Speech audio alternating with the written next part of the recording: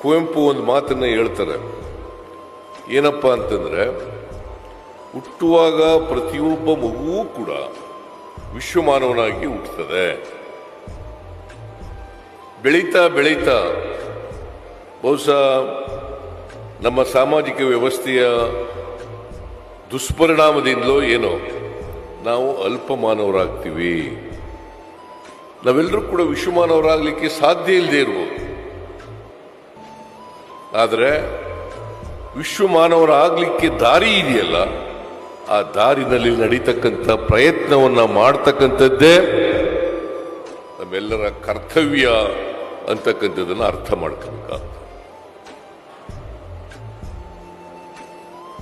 ನಮ್ಮ ಸಮಾಜದಲ್ಲಿ ಅಸಮಾನತೆ ಇದೆ. ಈ ಅಸಮಾನತೆ ಹೋಗ್ಬೇಕಲ್ಲ,